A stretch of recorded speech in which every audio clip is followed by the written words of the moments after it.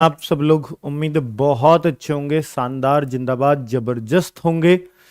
बच्चे आप सब लोग जानते हैं कि हम लोग इस चीज को जो शुरू कर रहे हैं, लगभग यूपी टेट के कोर्स को हमने लगभग बच्चों 27-28 तारीख से आपकी क्लासेस चलाई, लेकिन मेनली तो बहुत बाद में मैं कहूँगा कि और भी बाद में शुरू हो पाई। लेकिन जब से शुरू हुई हैं लगातार आप देख रहे हैं मंडे टू फ्राइडे सारी क्लासेस एकदम फ्लो में चल रही हैं।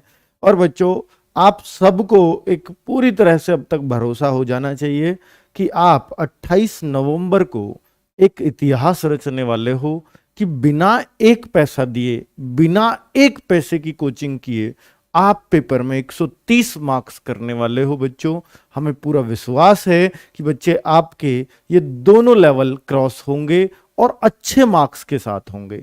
अच्छे मार्क्स मेरा मतलब ये है कि बच्चों वैसे तो पास 82 और 90 हैं, बहुत सारे बच्चे 82-90 की लड़ाई लड़ रहे होंगे, नहीं लड़नी चाहिए। हमें बेटा टारगेट ही अपने ऊंचे रखने चाहिए। 120-130 आराम से आप कर पाओगे। कितना करने से कर पाओगे बेटा? ये जो क्लास चल रही है सिर्फ इतना करने से कर पाओगे। आपको करना क्या है? सिर्फ बेटा हम बहुत लिमिटेड क्लास करा रहे हैं और लिमिटेड क्लासेस में उतना ही पढ़ा रहे हैं जितना आपके एग्जाम की दृष्टि से इंपॉर्टेंट है। एक्स्ट्रा कुछ भी नहीं ले रहे हैं। चाहे इंग्लिश की क्लास देख लो, चाहे हिंदी की क्लास देख लो, चाहे मैथ्स की क्लास देख लो या ईवीएस की देख लो, बेटा सब कुछ पॉइंट टू पॉइंट चल रहा है। एकदम टॉपिक पे जा रहे हैं, एकदम उसके इर्द गिर्द इधर उधर जाने का हमारा मतलब ही है ना, टाइम है हमारे पास।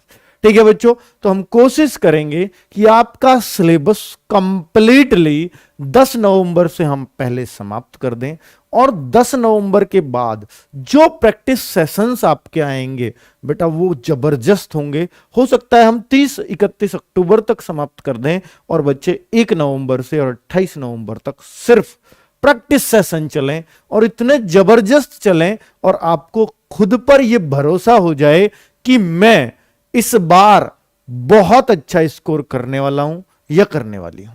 ठीक है बच्चों, क्योंकि यही टेट ऐसा है जब आपके 120 और 130 स्कोर आएगा तो बेटा यही एग्जाम आपको विश्वास दिलाएगा कि आप सुपर टेट बहुत आराम से कर जाओगे, क्योंकि आप टेट भी पास करने वालों में हाईएस्ट वाले में हो। बेटा देखो, अगर आप 82-83-90 पे जाते हो, आप सुपर टेट में बैठते हो, वहां पूछते हो एग्जाम के बाहर खड़े हो कि भाई आपके टेट में कितने, भाई आपके, ये मनोवृत्ति है बेटा। इसको हर कोई पूछता है जाके, भाई आपके कितने कितने मार्क्स हैं। सबके सुनते भाई मेरे 120, मेरे 115, मेरे 110। फिर हम सोचते यार मैं तो 90 वाला हूं, मैं तो 83 वाला हूं, मैं तो 82 वाला हूं। तो बेटा वही डिमोटिवेशन आ जाएगा आप में। जितने क्वेश्चन करने होंगे ना आपको, 4 क्वेश्चन कम करके आओगे। ठीक है, दिमाग खराब तो पहले बाहर 120 वालों ने कर दिया। और बेटा जब आपके 130 होंगे ना, आप किसी से पूछोगे भी नहीं कि आपके कितने मार्क्स हैं, क्योंकि आपको पता है मैं सबसे ज्यादा वाले में हूं और मुझे इन सबको काटना है, मैं आसानी से काटूंगा। ठीक है, तो ये एक तरीका है आपको अपने आप को मोटिवेट रखने का। ठीक है, चलिए। और हाँ, ऐसा ही होता है बच्चे, जेन्युइन रीजन बता रहा हूं। ये परीक्षा के बाहर ये बच्चे होते हैं, जिन बच्चों ने सुपर टेट या कोई ऐसा एग्जाम दिया हो उनको पूछ कर देखना। और जब आप टेट देने जाओ, भाई पहले दिया कभी आपने टेट, उनसे कहना अरे पहले देते तो हम यहीं खड़े होते, अब तक तो कब के पास हो गए होते। ठीक है, तुम्हारी तरह थोड़ी है बार बार देने आएंगे, एक बार में 130 करके आएंगे। रोजगार विद अंकित से पढ़ने वाले हैं, कोई ऐसी थोड़ी है। चलो बच्चों, तो अब शुरुआत करते हैं। आज हमारा टॉपिक है क्रिया एवं उसके भेद। यार ये रोजगार विद अंकित ये कौन है, ये कैसे पढ़ाते हैं, कितनी फीस लेते हैं? भाई फ्री टेट की तैयारी बिना 1 रुपया दिए करिए भाई हमने। अगले वाले को यकीन नहीं आएगा, वो तो 4000 का कोर्स खरीद के गया है। ठीक है बच्चों, तो वहां आपको पता चलेगी कि 4000 वाले में और फ्री वाले में क्या डिफरेंस है, क्योंकि ये कोर्स भी बेटा 4000 वाले से कम नहीं है, ये उससे कहीं ज्यादा आपको मिलेगा। आगे आप देखोगे तो आपको पता लगेगा कि हमारी कीमत क्या है। चलो, तो अभी हम सिर्फ पढ़ने पर ध्यान देते हैं, इसलिए फ्री की चीज को फ्री की समझ के बेटा उसकी कद्र बेकदरी अगर करोगे तो बेटा फिर आप सिर्फ पछताओगे, इसके अलावा कुछ नहीं कर सकते, कुछ भी नहीं कर सकते। चलो अपना टाइम दे रहे हो तो सीखो, रिवीजन करो, जो टीचर बोल रहा है सिर्फ वो करो और 130 निकाल के ले जाओ बहुत आराम से। ठीक है, चलिए शुरू करें। हाँ 6 आवर दे रहे हो, काफी है टेट के लिए, आई थिंक काफी है। अगर हमारी क्लासेस से अलग 6 आवर दे रहे हो, चलो हमारी क्लासेस से अलग 5 आवर दे दो, बहुत बहुत है बच्चा।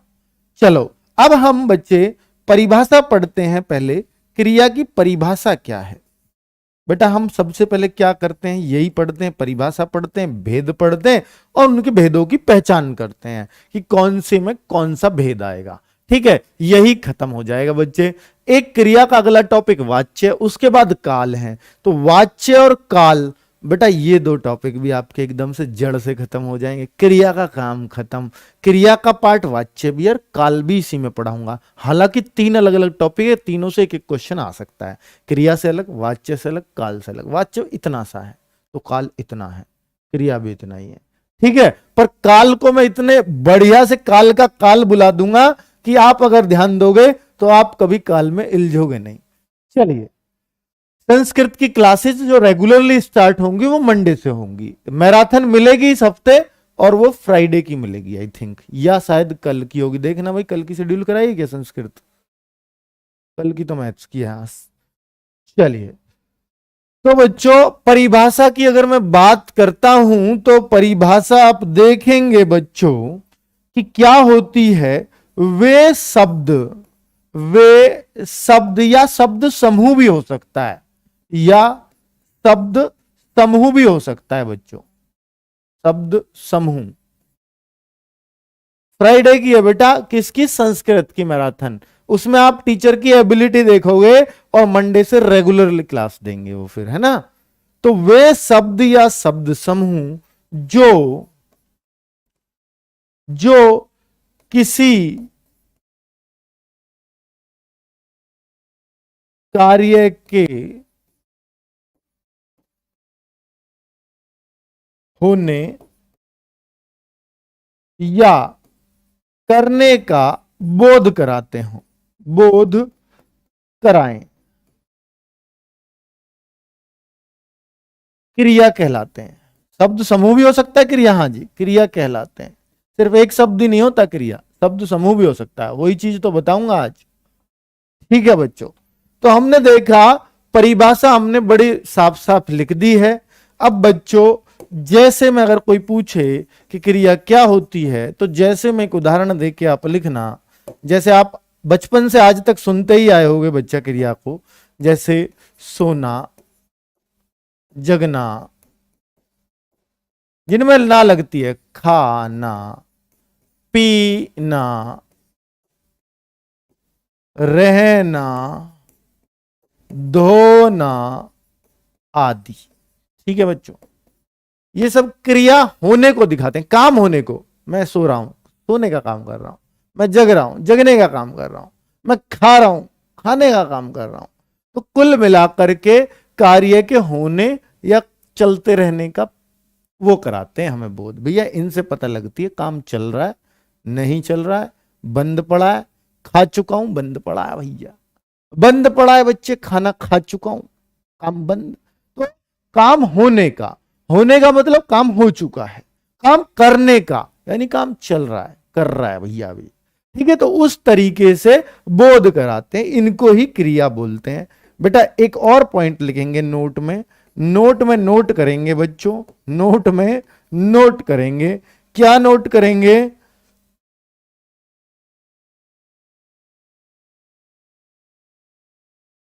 क्रिया के मूल रूप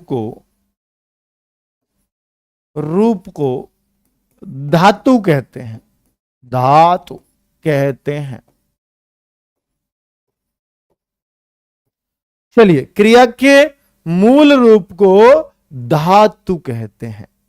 अब बच्चों ये मूल रूप क्या है, अब देखिए बेटा धातु क्या है, धातु क्या है और क्रिया क्या है, ध्यान से सुनना। क्या क्रिया में ना लगना जरूरी है, हां जी। देखो धातु है धो, ना, क्योंकि ये तो कॉमन है सब में। देखिए ना कॉमन है, तो ना कह दिया तो क्रिया है, लेकिन अगर सो कह दिया तो धातु है। तो मूल रूप इसमें क्या है?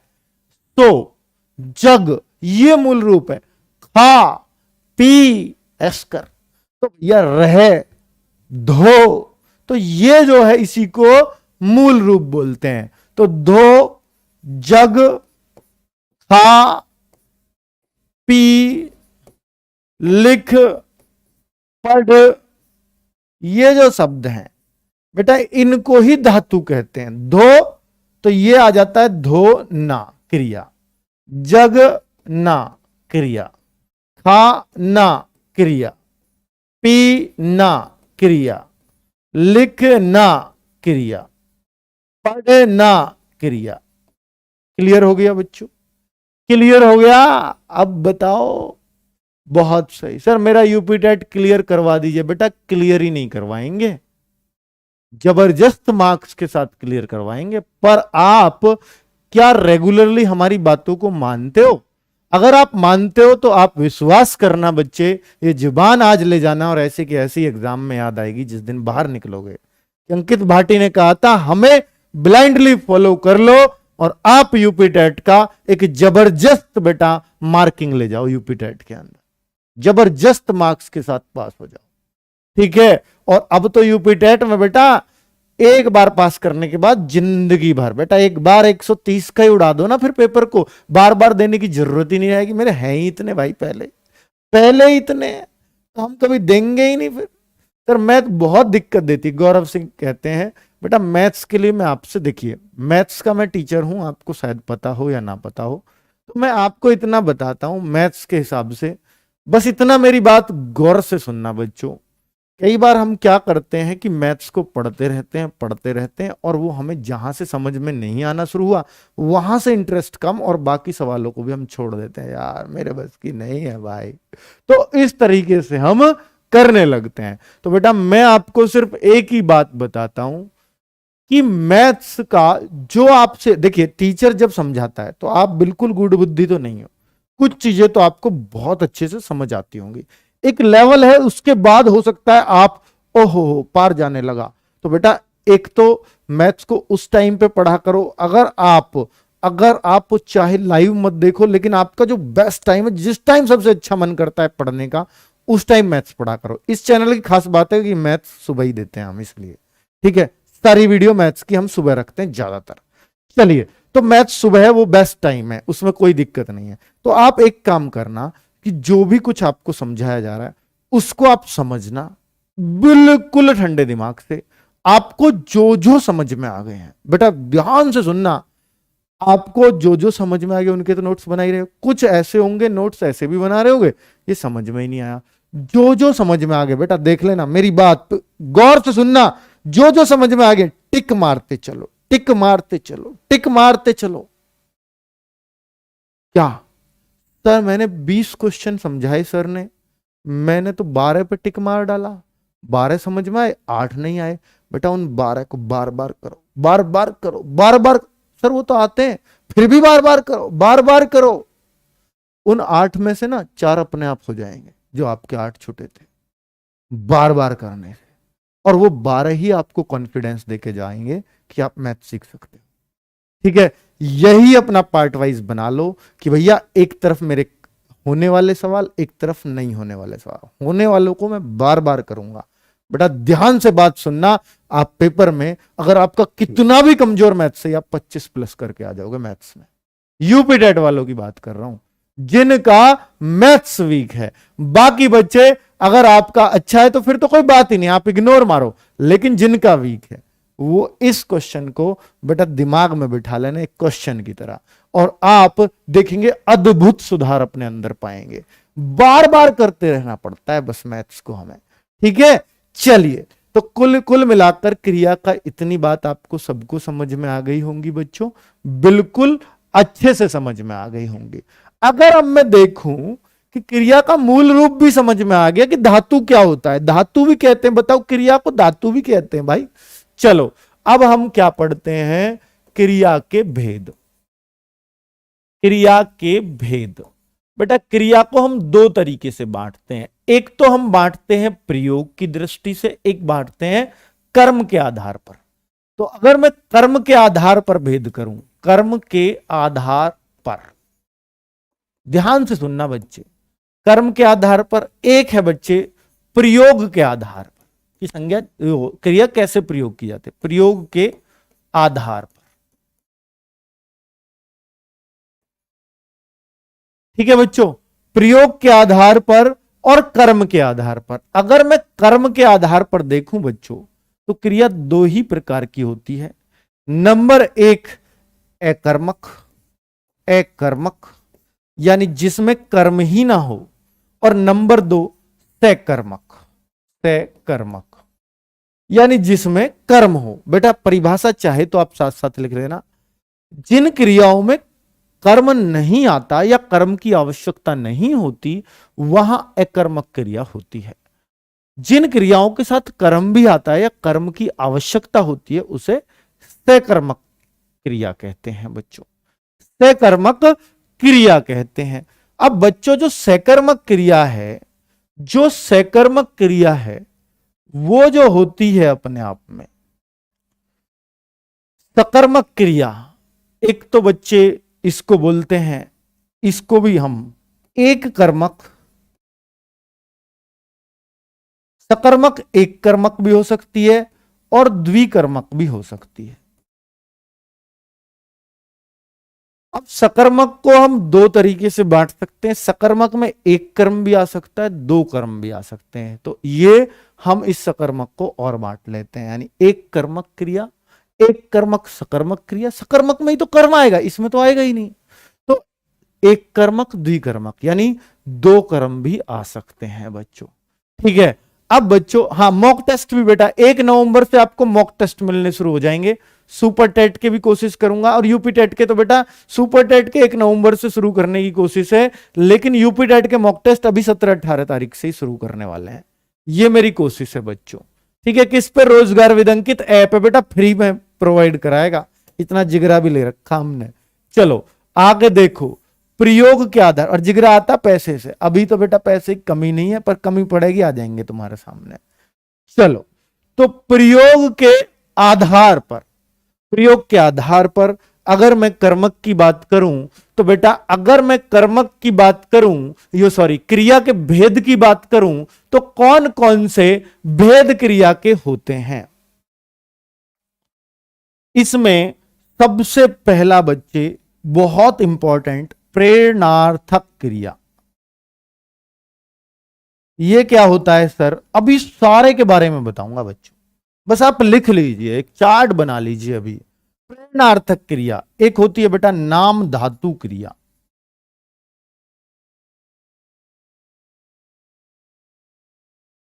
एक होती है बेटा पूर्वकालिक क्रिया, पूर्वकालिक क्रिया, और एक होती है बच्चा सहायक क्रिया, सहायक क्रिया, और एक होती है बच्चा संयुक्त क्रिया, संयुक्त क्रिया। ये आप लिख लीजिए, ये आप एक बार स्क्रीनशॉट लेना चाहें तो स्क्रीनशॉट ले लीजिए बच्चों, और मुझे उम्मीद है कि आपको बहुत अच्छे से चार्ट समझ में आ गया होगा। तो हम इन सारी क्रियाओं को पढ़ लेते हैं, एक बार समझ लेते हैं इन क्रियाओं का अर्थ क्या है। ठीक है बच्चों, अगर बच्चों देखिए, एक तो ये तरीका है कि मैं आपका यहां पे एक पीडीएफ लाता, बना देता, समझाता ज्यादा और उसमें लिखा हुआ होता, एक वो तरीका, एक मैं आपके सामने लिख रहा हूं, शायद इससे ज्यादा अच्छे से आपको चीजें रटती होंगी। ठीक है, बता देना आप भी कि आपको कैसे ज्यादा अच्छा समझ में आता है। कि मैं पीडीएफ से पढ़ाऊं तो कम टाइम में मटेरियल थोड़ा ज्यादा हो जाएगा, यानी एक घंटे की वीडियो जा रही है, तब शायद 35 मिनट में मैं इसको खत्म कर दूंगा। ठीक है, पर आपको थोड़ी तसल्ली सी कम होती है उससे, मुझे ऐसा लगता है। बाकी आपको जो लगेगा मैं बता दूंगा बच्चों, है ना, जो भी लगे बता देना, मुझे तो उसमें कंफर्टेबल रहेगा। वैसे कोई ऐसी बात नहीं है, मैं ज्यादा उदाहरण लिख पाऊंगा, पर कोई नहीं, ये ठीक है तो बहुत बढ़िया। 2 सेकंड के लिए फिर से बता दिए, फोन नहीं दे रहा था, क्या मतलब, फोन दे रहा था और नहीं दे रहा था अच्छा नहीं दे रहा तो बाद में देख लेना। आपके हाथ में मेरा पॉज बटन है, मेरा प्ले बटन है, मेरा बैक बटन है, मेरा बैक गियर लगाओ, मेरा फ्रंट गियर लगाओ, मेरे कितने भी गियर लगाओ, मेरी दुगनी स्पीड से देखो, आधी से देखो, सब कुछ तो आपके हाथ में है। भली आदमन क्या बात करती है, भली आदमन भी होता है सर। ओहो, चलो तो कोई बात नहीं बच्चों, ये सब मजाक है। अब पढ़ाई पे आते हैं। अकर्मक और सकर्मक क्या होता है बच्चों? तो ये देखिए, अगर मैं बोलूं जिन क्रियाओं में कर्म की आवश्यकता ना हो वो अकर्मक है। जिन क्रियाओं, बेटा परिभाषा अपने आप लिख देना, ये परिभाषा लिख सकते हो कि नहीं? अकर्मक अपने आप लिख दोगे, इतना नोट्स तो बना लोगे। वे क्रियाएं जिनमें कर्म की आवश्यकता नहीं होती वो अकर्मक क्रिया कहलाती हैं। चलो लिख देता हूं, तुम यूं कहोगे नहीं। वे क्रियाएं जिनमें कर्म की आवश्यकता ना हो,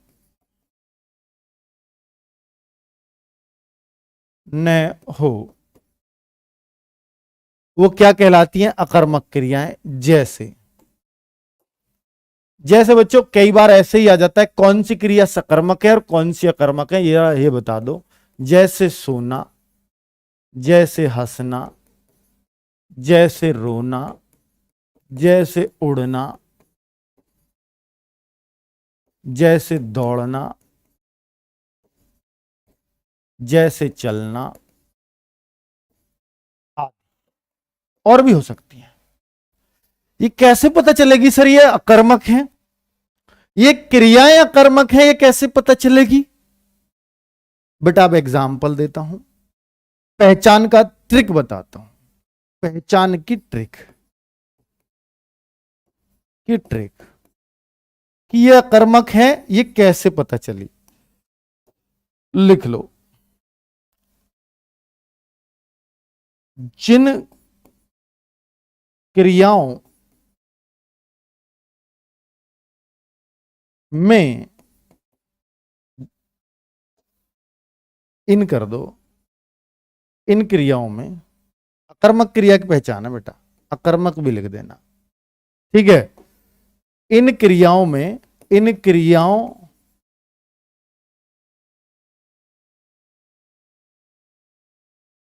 में इनसे पहले या इन क्रियाओं में क्या या किसको के जवाब की आवश्यकता नहीं है। ये क्या बोल दिया सर? नहीं होती। देखिए बच्चे, ये बात मैंने क्यों बोली है, क्या या किसको। कभी भी जो कर्म होता है या तो वो क्या होता है या वो किसको होता है। जैसे मां ने राम को सेब काट कर खिलाया, ध्यान देना बच्चा, मां ने राम को सेब काट कर खिलाया। मां ने खिलाया, मां तो करता है, मां ने तो काम किया है, भैया खिलाया है, ये क्या है? क्रिया है खिलाना। काटना भी क्रिया, ये भी क्रिया है। बताऊंगा आगे कौन से प्रकार की क्रिया है। लेकिन अब इस क्रिया के साथ ये जो काट कर खिलाया है, ये जो काट कर खिलाया है, इसमें ये जवाब नहीं चाहिए आपको, राम ने, वो मां ने काट कर खिलाया। अगर ये सिर्फ इतना लगा देता तो आपका मन में आता, क्या काट कर खिलाया भैया, किसको खिलाया भैया? तो जो क्या और किसको होते हैं वो दोनों ही कर्म होते हैं। क्या की जगह जो आया है, किसको की जगह जो आया है, वो हमेशा कर्म होंगे। तो जैसे मां ने काट कर खिलाया, किसको खिलाया? राम को, तो ये भी कर्म है, कर्म कारक नहीं है, आपको पता ही है, ये कर्म हुआ। क्या खिलाया? सेब खिलाया, तो ये भी कर्म हुआ। आगे आप देखेंगे द्विकर्मक भी कहलाएगी, क्योंकि इसमें दो कर्म आ गए। तो ये कर्मक, बेटा ये कर्मक क्रिया है, सकर्मक क्रिया है। सकर्मक में भी कौन सा? द्विकर्मक, जहां पर दो कर्म आएंगे, वो द्विकर्मक सकार्मक सकर्मक क्रिया हो गई है। ये कर्मक नहीं है। लेकिन अब बच्चों मैं अगर आपसे बोलूं, अब मुझे बताना, देखिए उसने उसने उसने लिखा,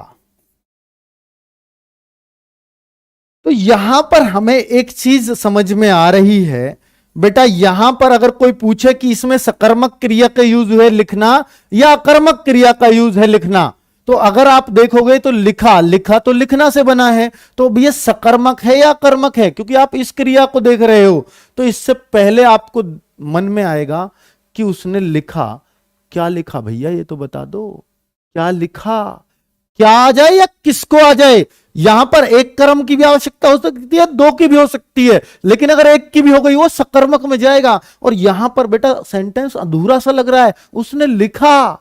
भाई मन में सवाल है, क्या लिखा? और जब मन में सवाल होगा क्या या किसको वाला, तो समझ जाना वो सकर्मक क्रिया ही होगी। तो इसमें भी सकर्मक क्रिया ही यूज हुई, सकर्मक क्रिया। और ऊपर वाले में भी क्या थी? ऊपर वाले में भी सकर्मक क्रिया का यूज हुआ, सकर्मक क्रिया का यूज हुआ ऊपर वाले में भी। ऊपर वाले में तो द्विसकर्मक है भैया, तो सकर्मक क्रिया। अब आप कहो सर इसमें अगर आपने सकर्मक बोला है, इसमें अगर आपने सकर्मक बोला है, तो इसमें तो कोई सा कर्म भी नहीं है, ना एक कर्मक है ना द्विकर्मक है। बेटा एक बार अगर इसको और देखें तो अकर्मक सकर्मक दो प्रकार की होती है, एक कर्मक द्विकर्मक। एक बिना कर्म आए भी, जैसे इसमें नहीं आया, बिना कर्म आए भी कर्म की बेटा जरूरत पड़ती रहती है, वही है ये। तो इनको बोलते हैं अपूर्ण सकर्मक क्रिया। पूर्ण नहीं हुई क्योंकि कर्म आया ही नहीं, तो एक प्रकार से हम इसको अपूर्ण सकर्मक भी बोल देते हैं। कई बार अगर बहुत गहरा घुस गया तो अपूर्ण सकर्मक पूछ लेता है, वरना तो सकर्मक तो है ही। ठीक है, तो मैथ की क्लास बेटा सुबह 7:30 होती है ना, सुबह 7:30। चलो, तो अगर मैं बोलूं बच्चों, अगर मैं बोलूं तो ये सकर्मक के उदाहरण तो आप समझ गए हैं। सर अकर्मक का दीजिए, वो आपने जो लिखे थे उनको समझाइए। देखिए बेटा, वह सो गया, वह सो गया। क्या इसमें आपको कोई क्वेश्चन उठ रहा है मन में? न्यू बताओ, वह सो गया, इसमें सकर्मक होगी या कर्मक? वह क्या सो गया, इसमें कोई क्या का जवाब मिलेगा? वह किसको सो गया? अरे इसमें कोई बेटा पूरी तरह से कर्म के सेंटेंस पूरा हो गया, इसमें कर्म की जरूरत ही नहीं है। वह पढ़ रहा है। अब बताइए सकर्मक है या कर्मक है? वह पढ़ रहा है, पढ़ रहा है, वह क्या पढ़ रहा है? सकर्मक हुई, क्योंकि इसमें जरूरत है बेटा, जरूरत है। पत्र पढ़ रहा है, लव लेटर पढ़ रहा है, किताब पढ़ रहा है, हमें क्या पता, वह पढ़ रहा है बस। चलो आगे देखें।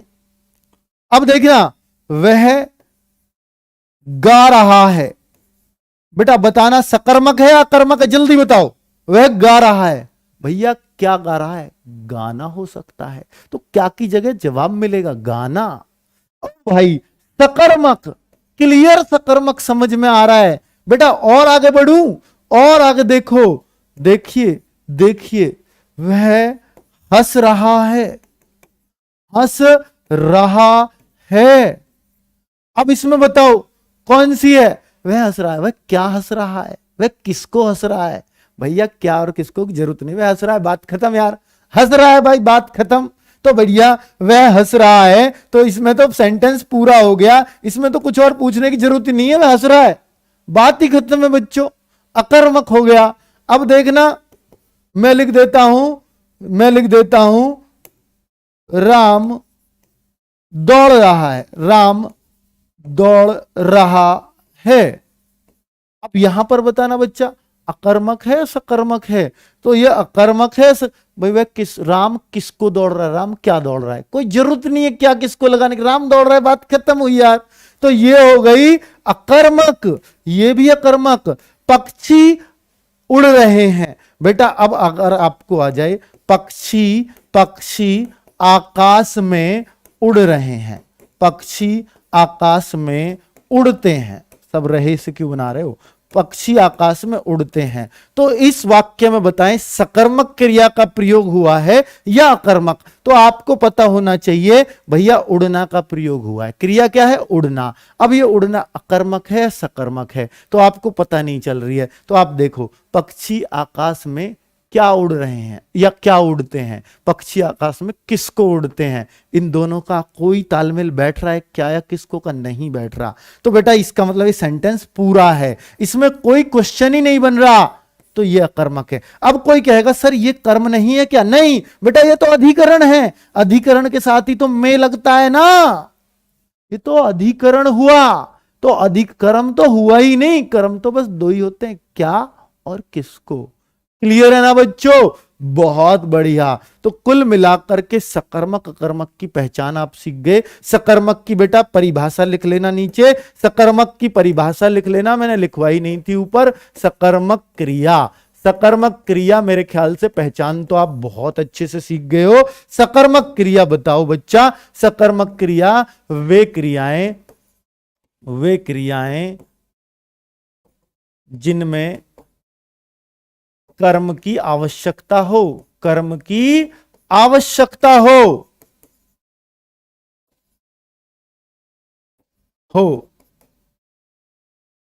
वाक्य में एक कर्म आए, एक कर्म आए तो एक कर्मक सकर्मक, एक कर्म सकर्मक या एक कर्मक सकर्मक क्रिया। और बेटा वाक्य में दो कर्म आए, दो कर्म आए, दो भी आ सकते हैं, आए तो द्विकर्मक सकर्मक होगी, द्विकर्मक सकर्मक होगी। बहुत शानदार, द्विकर्मक सकर्मक होगी वाक्य में अगर दो कर्म आ जाएंगे तो। अब बच्चों यहां पर सकर्मक कैसे होती है? अब अगर मैं आपको बताऊं जैसे पढ़ना, वह क्या पढ़ रहा है? तो बेटा बुक हो सकती है, पत्रिका हो सकती है, अखबार हो सकता है, तो यहां पर जवाब है। लिखना, वह क्या लिख रहा है? किताब लिख रहा है, कॉपी में लिख रहा है, वो भैया कुछ और लिख रहा है, पता नहीं।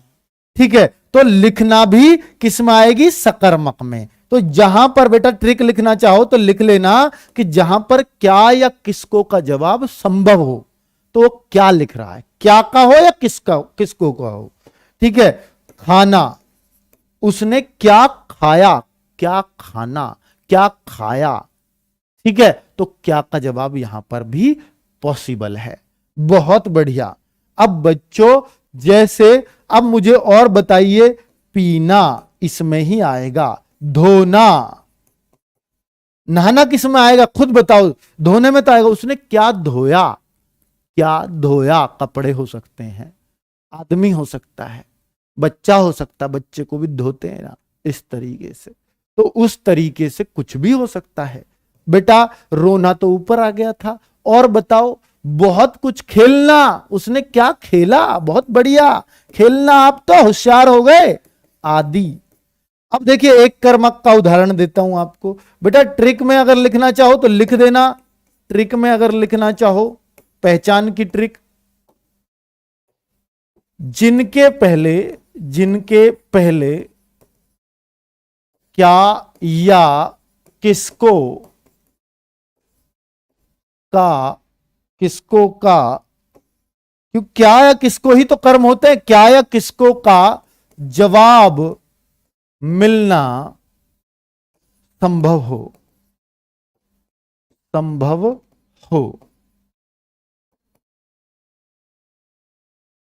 वहां पर बेटा वहां सकर्मक क्रिया होगी, सकर्मक क्रिया होगी। एग्जाम्पल ऊपर दे ही दिए मैंने।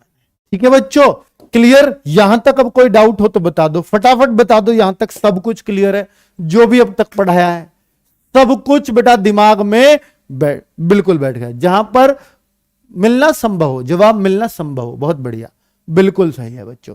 सब कुछ अपने आप बनाते हो आप, देखो ट्रिक भी सब कुछ आपको समझ आ गया, ट्रिक अपने आप बना दोगे। ठीक है, एसएसटी क्लास भी मंडे से होगी बच्चे, डेमो हो चुका है इस मंडे, डेमो यानी कल हो चुका है। पेट का रिजल्ट कब आएगा, कहीं दूसरी वीडियो बनाऊंगा उसमें वेट करना बेटा, अभी यहां उसकी बात नहीं कर रहा हूं। चलो अब देखिए ट्रिक की बात हो गई है बच्चों। अब मैं एक कर्मक सकर्मक का उदाहरण दूं। एक कर्मक सकर्मक कैसी होती है क्रिया, एक कर्मक सकर्मक क्रिया कैसी होती है बेटा? जैसे वह किताब पढ़ रहा है, वह किताब पढ़ रहा है, उसने उसने मिठाई खाई। अब द्विकर्मक सकर्मक क्या होता है बच्चा? जहां पर दो कर्म सकर्मक हो, द्विकर्मक सकर्मक के उदाहरण बेटा, इससे क्लियर होता है आपको सब कुछ, उदाहरण से ही क्लियर होता है। द्विकर्मक सकर्मक क्रिया के उदाहरण, जहां पर दो कर्म आए हो, उसने उसने शाम को रोटी खिलाई, रोटी खिलाई। तो यहां पर आप देख रहे हैं, यहां पर जहां पर क्या का भी जवाब मिले, किसको का भी जवाब मिले, उसने किसको खिलाई, क्या खिलाई। जहां क्या और किसको दोनों के जवाब मिले, क्या दो कर्म आ रहे हैं बेटा, तो देखिए ये भी एक कर्म है, किसको वाला कर्म है, ये क्या क्या खिलाई ये भी एक कर्म है। तो इन दोनों को बच्चा कर्म कर्म में लेते हैं। तो जब दो कर्म है तो हम कहेंगे द्विकर्मक। ठीक है, तो वह हाँ, चलो और अपने आप बना लेना बेटा, आप पहचान जाओ मेरा कहने का मतलब है। मैं अब टाइम वेस्ट नहीं करता अब एग्जाम्पल बनाने में। अब बच्चों मैं आपको सीधा लेके चलता हूं प्रयोग के आधार वाले, प्रयोग के आधार पर क्रिया के भेद।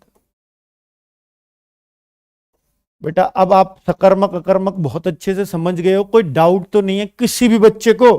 सकर्मक अकर्मक में कोई डाउट तो नहीं है? यही बड़ा सवाल है बच्चों। बहुत बढ़िया। क्यों बोलते हो सर मेरा नाम क्यों बोलते हो? ठीक है अब नहीं बोलेंगे। चलो हाँ आगे बच्चों, प्रयोग के आधार पर क्रिया का भेद, तो हमने 5 भेद पढ़े और पहला लिख रहा हूं बच्चे प्रेरणार्थक क्रिया। 5 भेद है, आपको भी पता है, ऊपर लिख के दिखाए थे। प्रेरणार्थक क्रिया,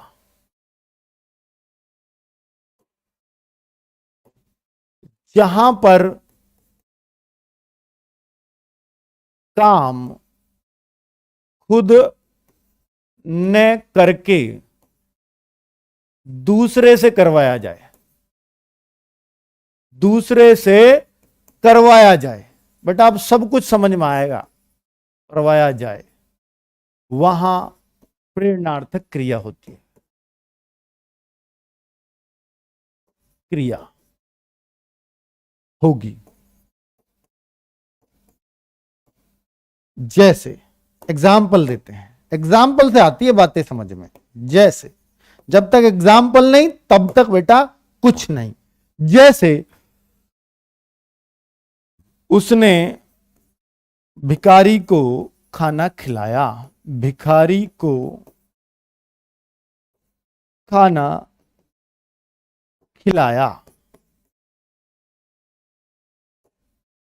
देखिए अगर उसने खुद खाना खाया होता तो प्रेरणार्थक नहीं होती। प्रेरणा जैसे नाम से स्पष्ट है कि भैया खुद नहीं दूसरे से करवा रहे हैं काम, दूसरे के लिए काम कर रहे हैं, दूसरे के लिए प्रेरणा मिलेगी ना, दूसरे के लिए। प्रेरणा क्या होती है? आपको आपसे सर हमको बहुत प्रेरणा मिलती है क्योंकि मैं आपके लिए बहुत कुछ कर रहा हूं। क्या बेटा जो आपके लिए कुछ नहीं कर रहा, क्या आप उससे प्रेरणा ले सकते हो? खुद बताओ।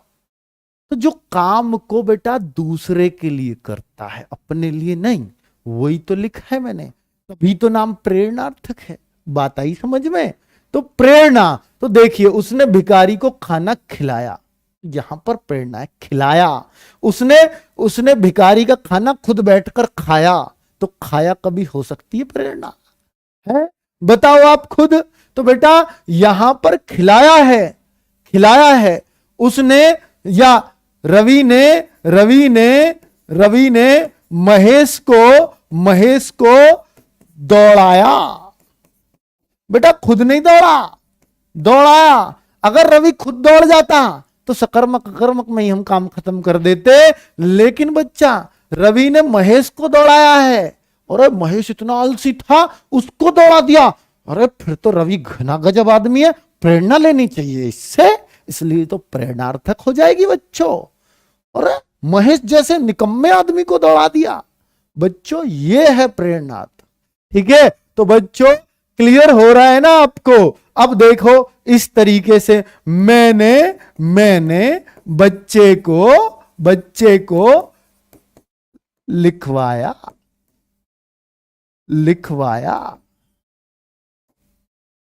है, मैंने रोटी खिलाई। अब बच्चों, अब अध्यापक ने किताब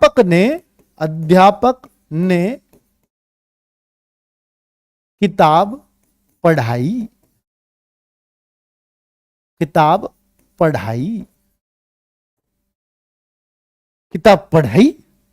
तो यहां पर भी पढ़ाई है, पढ़ी नहीं है। खुद पढ़ लेता, खुद गटक लेता, कोई प्रेरणा नहीं होती, लेकिन खुद पढ़ाई तो प्रेरणा मिलेगी बच्चों। तो कुल मिलाकर बात समझ में आ गई, जो काम दूसरे से करवाया जाए, दूसरे के लिए किया जाए।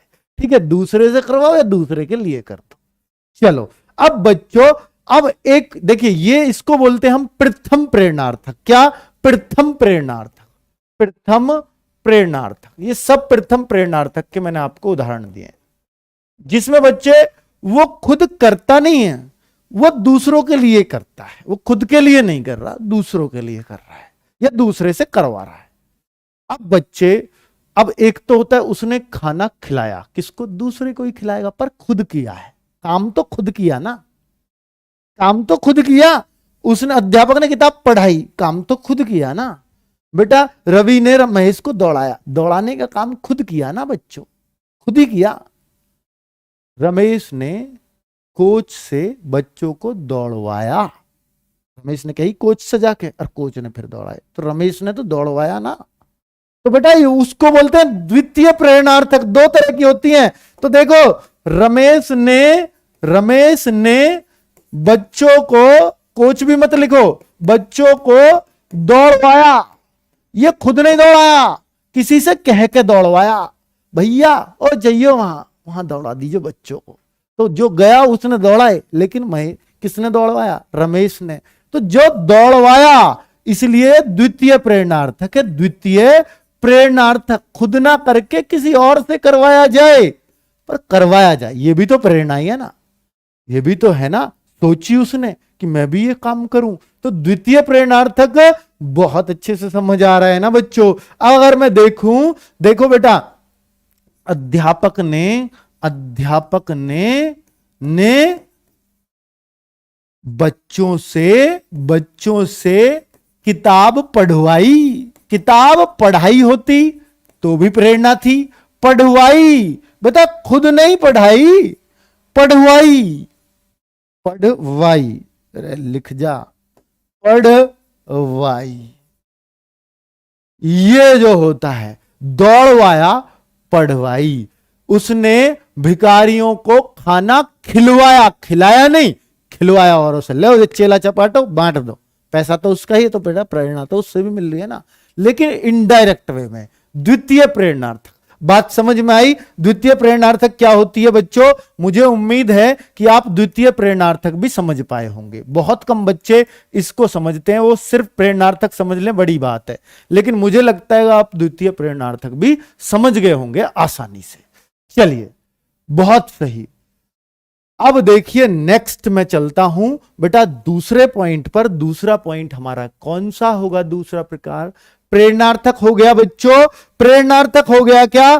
प्रेरणार्थक के बाद अगर मैं चलूं तो मैं कौन से पे चल देता हूं बेटा? मैं पूर्वकालिक पे चल देता हूं। आप क्यों नाम धातु लिखी? तो चलो कोई नाम धातु बाद में चल देंगे, पूर्वकालिक क्रिया, पूर्वकालिक क्रिया।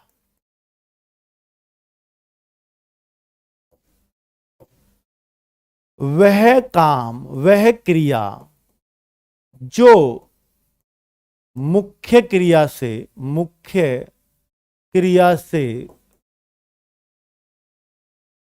पहले ही हो चुकी हो,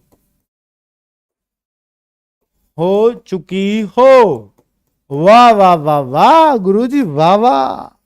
ये लो, अपनी बड़ाई खुद ही मान लो गुरुजी, वाह वाह। बेटा आपकी तो आवाज आती नहीं है, ऑफलाइन पढ़ रहे होते यूं कहते गुरुजी वाह वाह, यहां तक पहुंचती आवाज। पर कोई बात नहीं, हम खुद अपने लिए कह लेते हैं।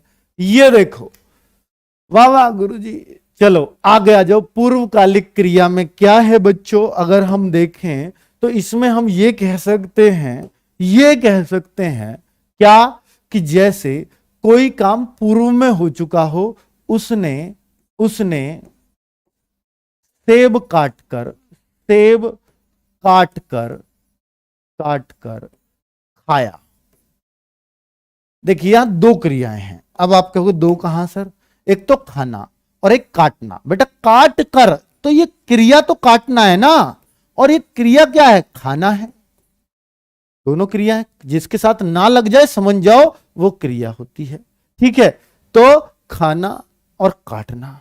अब बच्चों ये काम तो उसने डायरेक्ट किया है, तो ये तो मुख्य क्रिया है। इसको ही बोलते हैं भैया हुआ क्या है, अजी खाया उसने, ये तो मुख्य क्रिया जो लास्ट में होती है। अब ये भी तो एक क्रिया है, लेकिन इस क्रिया से, खाने से पहले ये काम हो चुका है। मुख्य क्रिया से पहले ये काम हुआ होगा या नहीं, तो ये क्रिया पूर्व में हुई या नहीं, पूर्व में हो चुकी क्रिया है। ये हो चुकी क्रिया, पूर्व में हो चुकी क्रिया कौन सी है, काटना। तो जो काट कर खाया, तो पहले तो काटा ही होगा ना भाई, तभी तो मसाला लगा के खाया होगा। तो भैया ये क्रिया तो पूर्व में हो चुकी क्रिया है, इसीलिए इस क्रिया को हम क्या बोल देंगे, पूर्वकालिक क्रिया। पूर्व काल में हो चुकी क्रिया। बेटा कितना नाम में ही सब कुछ छुपा रहता है, पूर्व काल में हो चुकी क्रिया। वाह वाह वाह वाह जी, क्या बात है। एक और हो जाए, चलो याद कर लूं मैं जरा। हम अभी खेल कर आते हैं, खेल कर आते हैं, तो क्रिया कौन कौन सी है बेटा, जल्दी पहचानो क्रिया। एक तो क्रिया है आना, और एक क्रिया क्या है, खेलना। अब बच्चा पहले क्या काम करना है, हम अभी खेल कर आते हैं, हम पहले खेलेंगे तब आएंगे। तो बेटा खेल कर आना है तो पहले तो खेलना ही है ना, आना तो बाद में है। तो पूर्वकालिक कौन सी हुई, मुख्य तो वो है, आने हैं, आते हैं। लेकिन ये कौन सी है, पूर्वकालिक क्रिया। तो ये पूर्वकालिक क्रिया किस वाक्य में, सेंटेंस कैसे आएगा बेटा, एग्जाम में क्वेश्चन कैसे आएगा, निम्नलिखित में से किस में पूर्वकालिक क्रिया का प्रयोग हुआ है, तो आप एकदम कह दोगे इसमें हुआ है पूर्वकालिक क्रिया का प्रयोग, है ना बच्चों। तो पूर्वकालिक आप समझ गए। अब आप कह रहे होगे सर जैसे काट कर, खेल कर, मैं अभी चाय पीकर चला जाता हूं, तो चला जाना तो एक क्रिया हो गई। चाय पीकर, जो पीकर गया है वो पूर्वकालिक है। ठीक है, वो पहले होगी, चाय पी के जाऊंगा। अब देखो क्या इसमें सर कर जो लगेगा वो सब पूर्वकालिक होंगी, बिल्कुल सही बात है। लेकिन क्या कर के अलावा भी कोई क्रिया ऐसी हो सकती है जो पूर्वकालिक बन सकती है? हां, मैं ड्यूटी से आते ही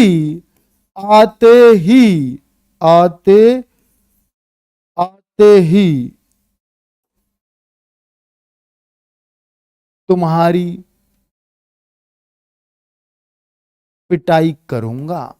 ओ तेरी पिटाई करूंगा। तो पहले काम कौन सा है, ड्यूटी से आना। बेटा ड्यूटी से आते ही, ये जो आना है यही तो क्रिया है। और ये क्या, पीटूंगा, पिटाई करूंगा, पीटना, ये भी क्रिया है। करूंगा तो इसके साथ जोड़ दिया, तो पीटना, पिटना नहीं सॉरी, ये तो पीटना हो जाएगा, पिटूंगा मतलब, तो बेटा पीटना, चलो पीटना क्रिया हो जाएगी। चलो तो यहां पर आते ही पिटाई करूंगा, पिटाई तो करूंगा पर पहले आऊंगा, तो ये पूर्वकालिक में जाएगी। तो ये नहीं है कि जिनके पीछे कर लगेगी तो ही मैं ड्यूटी से आकर तुम्हारी पिटाई करूंगा, वो भी ठीक है, और आते ही पीटूंगा वो भी तो ठीक है। चलो बहुत बढ़िया। और मुझे लगता है कि अब आप इस क्रिया की धज्जियां उड़ा देंगे एग्जाम में। अगर पूर्वकालिक क्रिया का कोई एग्जाम्पल आया, देखते ही समझ जाएंगे, ओहो पूर्व काल में हुई क्रिया ही तो पूर्वकालिक क्रिया है। नंबर 3 पे आ जाता हूं, नाम धातु क्रिया। इसको बच्चे कहते हैं ये बड़ी मुश्किल क्रिया है, सबसे मुश्किल बच्चा इसको ही मानता है। नाम धातु क्रिया बेटा इसका ना पढ़े लिखे वाले बच्चों की तरह परिभाषा है, पढ़े लिखे वाले बच्चों की तरह क्या से है, यह क्रिया, यह क्रिया, यह क्रिया बेटा किस किस से बनती है, यह क्रिया संज्ञा या विशेषण से बनती है, संज्ञा या विशेषण से बनती है, बनती है। यह क्रिया संज्ञा या विशेषण से बनती है, इसलिए इसका नाम क्या, नाम धातु, यानी संज्ञा और विशेषण के नाम को ही क्रिया का नाम दे दिया गया है, इसलिए नाम धातु, यानी नाम से बनाई है धातु, धातु क्रिया ही होती है। तो भैया नाम धातु क्रिया, जैसे अगर मैं बोलूं कि एक एक एग्जाम्पल मैं आपको देता हूं, जैसे बच्चों, जैसे मैं आपको बोलूं हाथ क्या है, हाथ क्या है, संज्ञा है। हाथ क्या है बेटा, जैसे संज्ञा से मैं आपको बना के दिखाता हूं, संज्ञा से हाथ। अब हाथ भी हो गया, लात भी हो गया, थप्पड़ भी बेटा क्या, थप्पड़ दिखाई देता नहीं जी, हाथ दिखाई देता, तो थप्पड़ भी भाववाचक, भाव, थप्पड़ भाववाचक संज्ञा है, पता है आपको। अजी थप्पड़ दिखता तो है बेटा, थप्पड़ नहीं है तो हाथ है, थप्पड़ तो वो चटाक जो बोलेगा वो थप्पड़ है, वो थप्पड़ है, तो वो दिखाई दिया नहीं, हाथ दिखाई दिया, उसका प्रभाव दिखेगा, ठीक है। तो भैया वो थप्पड़ है, तो वो कौन सी क्रिया हुई, भाववाचक, भावों को तो ठेस कर जाएगी, इसमें कोई शक नहीं है, ठीक है बच्चों। तो थप्पड़, तो संज्ञा भी थप्पड़ हो जाएगा। और देखो कुछ, अरे कुछ मिल जाओ और थोड़ी सी, हाँ शरम, लोभ, लोभ भी बेटा भाववाचक है, शर्म भी भाववाचक है, बहुत अच्छी भाववाचक आ रही है, ध्यान, ठीक है। और बेटा झूठ, झूठ भी भाववाचक है। अब देखिए इनसे मैं बनाऊंगा आपका, ये तो संज्ञा है, अब मैं इनको क्रिया बनाने वाला हूं। क्रिया का मतलब है जिसमें ना लगती हो, तो कैसे बनाऊंगा क्रिया, ध्यान देना, ध्यान से सुनना। जैसे हाथ से, भाई मेरी चीज देखो, हाथ से हथियाना, हथियाना, भाई तूने मेरी चीज हथिया ली, हथियाली यानी मेरे हाथ से अपने हाथ में ले ली, उसको कहते हैं हथियाना, अपने कब्जे में ले लेना, ठीक है। ये तो मेरी चीज थी, तूने हथियाई है। एक बेटा ये है, अच्छा मैंने हथिया ली, बेटा जब मजबूत आदमी होगा हथिया ली, अच्छा हथिया ली, अब लतिया भी दूंगा, लतियाना, लतियाना ना जरूर लगेगी, भाग जा नहीं, लतिया दूंगा, तो बेटा लतियाना, लात से लतियाना। थप्पड़ से बताओ, थपड़ाना, ये भी बोलते हैं कि नहीं, भाई भाग जा नहीं थपड़ा दूंगा, वो वाला काम थपड़ाना। और देखो शर्म से, बेटा ये एग्जाम्पल नहीं मिलेगा थपड़ाना तुम्हें कहीं, न लतियाना मिले, शर्माना, शर्म से शर्माना, ये तो मिल जाएंगे पढ़े लिखो की तरह। लुभाना, लोभ से लुभाना, लुभा लिया भाई। झूठ से झुटलाना, भाई तूने तो मेरी बात झुटला दी, यहां झुटलाना, झुटलाना।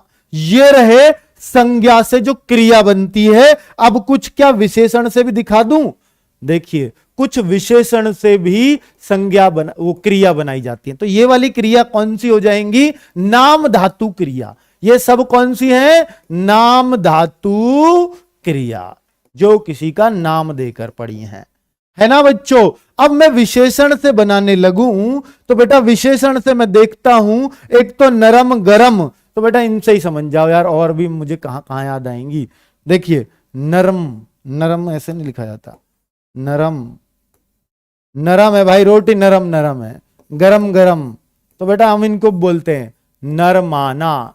अब मैं इसकी क्रिया बनाऊंगा तो नरम से नरमाना, और भी हो सकती है बेटा, मैं अब इतना ज्यादा एकदम से ध्यान नहीं आएंगी, गरमाना जिनसे बन सकती है, ठीक है। जैसे रंग, रंग तो खैर संज्ञा, रंगना, उसमें वो संज्ञा से बनेगी। ठीक है, और देख लेना कुछ भी जो आपको याद आए। गरम तो एक गुण है ना भाई, चाय बड़ी गरम है, गरम चाय, चाय का गुण, चाय कैसी है, गुणवाचक है तो ये रहा। ठीक है बच्चों, तो क्लियर, तो बहुत बढ़िया, नाम धातु भी क्लियर। अब मैं आगे बढ़ूं, अगली क्रिया कौन सी है बेटा, पढ़े लिखों की क्रिया भी आपको अब समझ आ गई होगी, थोड़ी सी बाकियों से हटके तो थी भाई, पढ़े लिखों की है तो। अब देखो आगे क्या है, अब एक आता है बेटा सहायक क्रिया नंबर 4 पर, और लास्ट है नंबर 5 सहायक क्रिया। इसके बाद लास्ट रह जाएगी बस और काम खत्म।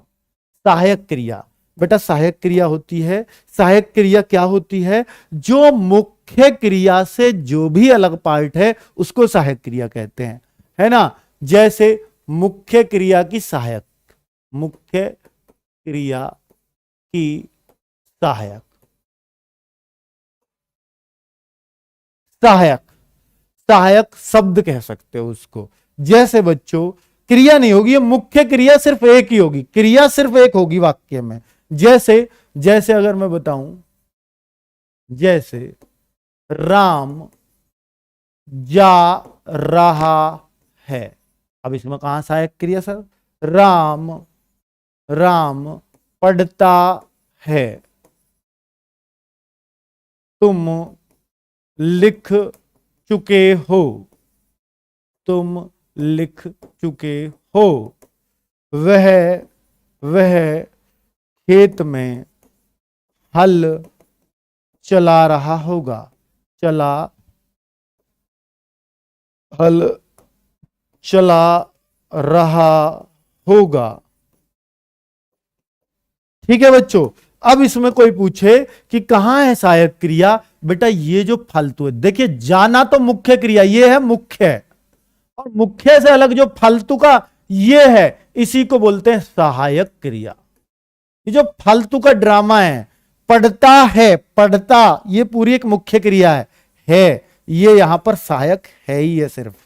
यहां लिखना एक क्रिया है मुख्य, चुके हो पूरा, ये आपका क्या हो जाएगा, यहां भी ता है, ले सकते हो पूरा, तो ये भी सहायक क्रिया अगर आप चाहो तो।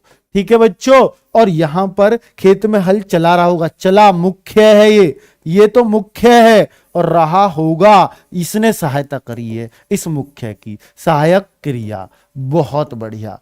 अब बच्चों अब देखना, अब आप कहोगे सर अब सहायक तो समझ में आ गई, अब संयुक्त और समझा दो, लास्ट संयुक्त और समझा दो, और जयराम जी की हाथ जोड़ लेंगे क्रिया से कि अब जरूरत हमें कुछ भी नहीं है। संयुक्त क्रिया,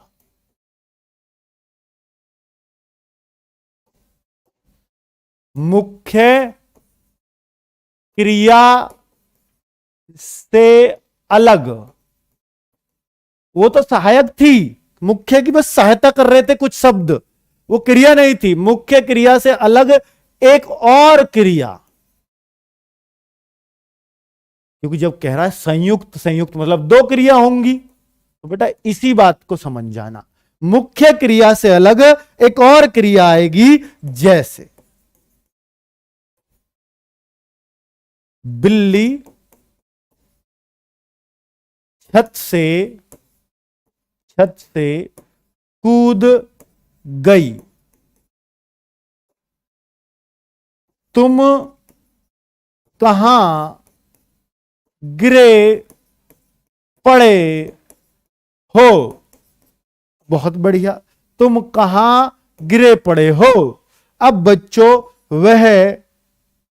वह अगर और देखूं तो मैं कुछ देख लेता हूं, अगर मुझे कुछ मिल जाती है तो संयुक्त में वह, और देखिए हाँ, वह मेहनत करने लगा। ठीक है बच्चों, तो इनसे ही आप समझ जाओगे। देखो दो क्रिया हैं, कूद और गई का मतलब जाना, कूद गई, जाना की सेकंड फॉर्म में यूं मान लो, तो गई, तो बेटा कूदना एक क्रिया, ये मुख्य क्रिया है कूद, और गई तो वैसे तो है नहीं, पर इसकी सहायता ही तो करी है, लेकिन ये भी अपने आप में एक क्रिया आ गई। अब ये क्रिया आ गई है तो इसलिए इसको हम बोलते हैं कि यही है संयुक्त क्रिया, यहां पर दो क्रियाओं का यूज हुआ है साथ साथ, ठीक है, जिसने इसकी पूरक बनी है। अब बच्चे तुम कहां गिरे पड़े हो, गिरना ये क्रिया है जिसको मुख्य क्रिया कहेंगे। पड़े हो, पढ़ना ये संयुक्त है इसके साथ, संयुक्त क्रिया, ठीक है। और बेटा ये जो हो है ये सहायता कर रही है, तो ये सहायक क्रिया भी है। तो देखिए क्रिया, मुख्य क्रिया, संयुक्त क्रिया, सहायक क्रिया, बहुत बढ़िया। करने लगा, करना मुख्य क्रिया, मेहनत करना, तो करना तो मुख्य में आ जाएगा। लेकिन लगना ये भी तो एक क्रिया, लगना भाई किसी काम में लगना, तो लगना भी एक क्रिया है, तो ये इसने संयुक्त क्रिया है। तो यानी संयुक्त रूप से एक और क्रिया आती है। तो बच्चों करने लगना बिल्कुल क्लियर है, और मैं उम्मीद है कि आपको क्रिया 1 घंटे के इस लिमिटेड टाइम में बहुत अच्छे से समझा पाया हूंगा, और क्रिया से संबंधित सारे डाउट बच्चों आपको समझ में आ गए होंगे। पूर्वकालिक में पहले आकर संयुक्त बाद में, हाँ तो ठीक है कोई बात नहीं, अरे जैसे भी हो, हाँ पूर्वकालिक में भी हो सकती है वो, संयुक्त कहीं भी हो सकती है। चल तो बहुत सही बच्चों, बिल्ली छत से कूद पड़ी, मैं गिर पड़ा। अब गिरना ही बतेरा था, पर पढ़ा और तो पढ़ना एक और फालतू में लगा दी ना बच्चों। गिरना अलग पढ़ना अलग होगा क्या? अरे एक ही बात है। पंखा चल पड़ा, चलना अलग पढ़ना अलग, फालतू में जोड़ रहे ना, पर दूसरी क्रिया जोड़ रहे, इसलिए संयुक्त क्रिया है, ठीक है। और कोई बात बताओ बच्चे, क्लास कैसी लगी इस वीडियो के नीचे जरूर बताना। कल मैं वाच्य लेकर के आऊंगा। हाँ एक इंपॉर्टेंट इंफॉर्मेशन, प्लीज प्लीज रुक जाइए, अभी मैं भूल जाऊंगा, भूल गया था देना, कि ये कल से क्लास मतलब अगले 3 से 4 दिनों के लिए बेटा, जो इस हफ्ते में 3 दिन बच रहे हैं उन दिनों के लिए ये दोपहर को 12 बजे से होगी। कितने बजे से? 12 बजे से होगी इसी चैनल पर, ठीक है। कौन सी? हिंदी की क्लास 12 बजे से होगी कल मतलब कल परसों और उससे अगले दिन, यानी फ्राइडे तक, 3 दिन एडजस्ट कर लीजिए। चलिए मैं सोच रहा था छुट्टी करूं या क्लास करा दूं, अब कराने के लिए टाइम परिवर्तित करना जरूरी था, ठीक है बच्चों। ओके, कल याद से आ जाना। ओके।